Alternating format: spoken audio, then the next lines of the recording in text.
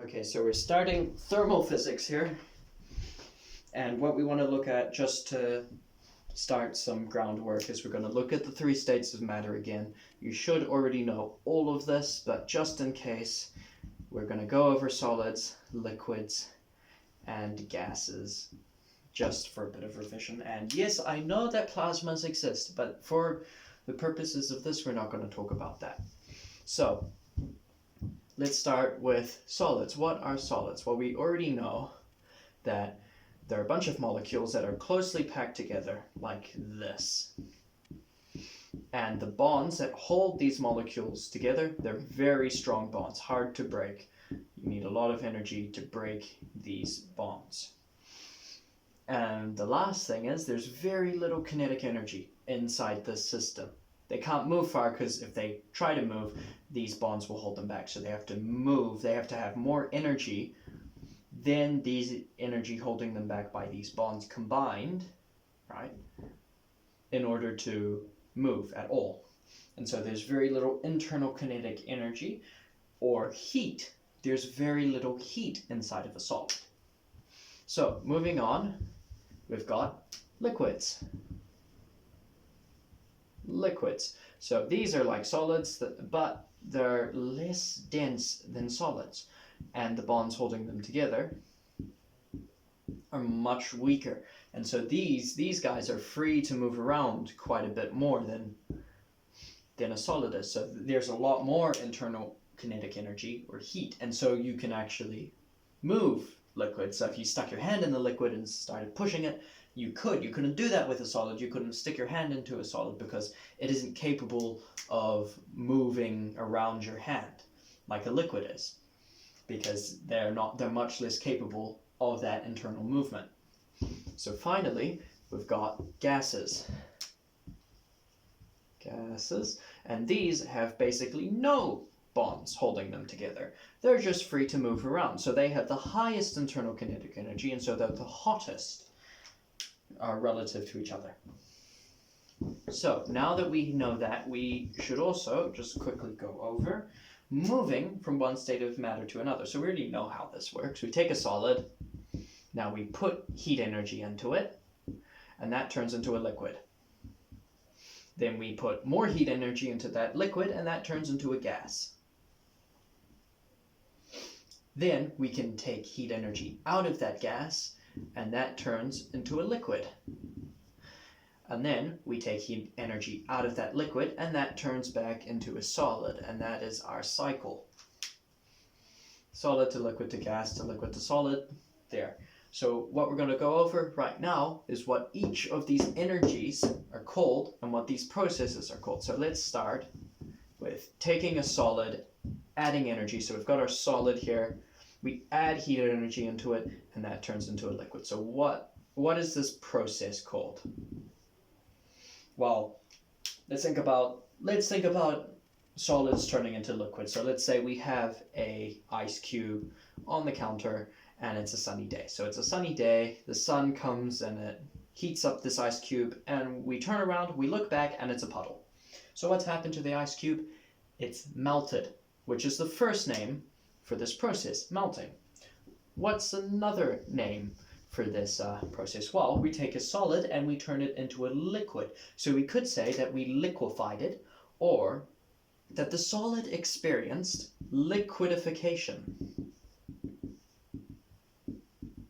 which is our second name for it. But the third name, which is the hardest to guess and also the most important, is fusion. Now you might be thinking to yourself, well, how is this fusion? Nothing's fusing, right? I think of fusion as, okay, I have two metal rods, I weld them together, they are fused, or I take two hydrogen atoms and I smash them together and get one helium atom. They've fused. That's the sort of fusion that I'm thinking about. Well, fusion actually means to take something that is small and to make it something that is big. So here we see, okay, small, we smash them together, we weld them together, and now we have one big unit. Or we have two small hydrogen atoms and we smash them together, and now we have one big unit. So we're taking something that is small and making it big. And so if we look at a solid, well, let's say we have this solid here. tightly packed, strong bonds, very little internal kinetic energy. Now, I would say that's pretty small. Now let's look at the same liquid. So here, it's further apart, the bonds are much looser, and they're more free to move around, there's more internal kinetic energy, and look at that, the same number of molecules, so the same mass here, but different densities, same mass, we've actually made it bigger, so we've made the small thing big. So this is actually the process of fusion as well. So this is just another way that fusion works, I guess. And so this energy here, we actually call that the latent heat of fusion. Why? Well, because it's heat energy, and this is the process of fusion. So heat of fusion makes sense. Why latent? Because we are constantly applying this energy. We're not changing the amount of energy. We're not changing the temperature. We're applying a constant temperature, so it's latent. It doesn't change.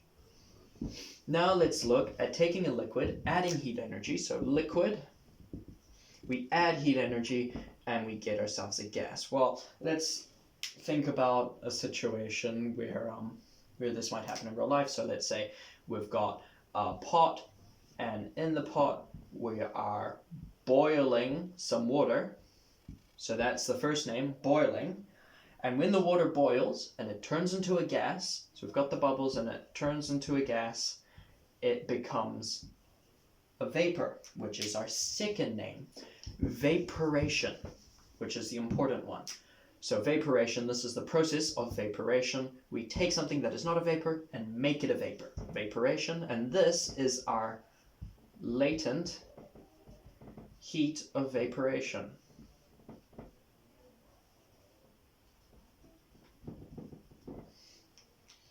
So there we go. So again, it's latent heat because it's constantly being applied. It's heat energy and it's of vaporation. So that all checks out. Now let's look at taking energy out of a system. So we've got ourselves our gas. Now we're taking some energy out and that turns into a liquid. Well, let's think about situations where that might happen in real life. So let's say it's a hot day. It's a hot day. You went out and you got yourself a can of soda. That's a very nice cold can of soda. That's a snowflake to represent it being cold. You're holding it in your hand and you look down and you see that the coldness, this coldness has absorbed some of the heat energy from the air and actually caused it to liquefy and to condense on the outside. So it's condensation. We know that's condensation, which is actually what this is called. Turning a gas into a liquid is the process of condensation. And so we call this the latent heat of condensation. But something to note about this is because of the laws of thermodynamics, the latent heat of condensation is equal to the latent heat of vaporation. And you can think about this as a simple mathematical expression, I guess. Let's say that we can assign a number to two states of being, right? So let's say liquid, this state, this is our 0, and being a gas is a 1.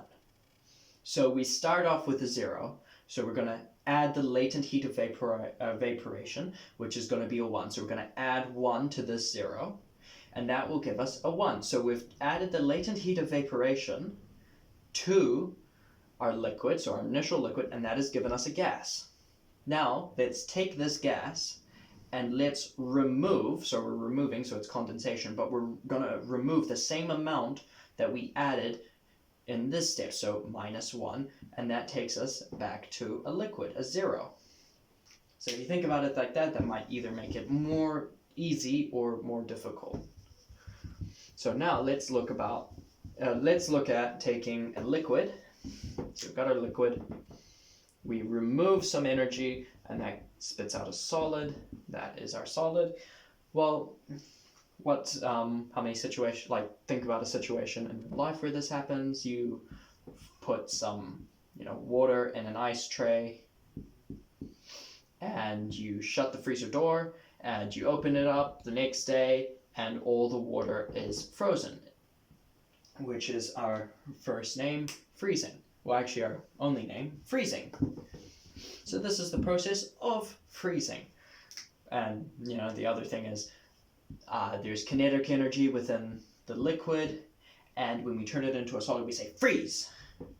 No more kinetic energy. Now you guys have to sit still in your structure. You're all tightly bound together, right? You're frozen. You can't move. So it functions the same way. And so this is, of course, called the latent heat of freezing. So the latent heat of freezing, for all the same reasons as before. And this is equal to, of course, the latent heat of, what was it? Liquidification or fusion. Fusion. The latent heat of fusion. These are the same. Again, we can assign a 0 to the solid, 1 to the liquid, and say, okay, 0 plus 1, that is equal to 1. 1 minus 1, that is equal to 0, right? These are the same numbers, these are the same values. So that's just our sort of basic look at thermal physics and, sort of the names and values assigned to the different ways that states of matter can change.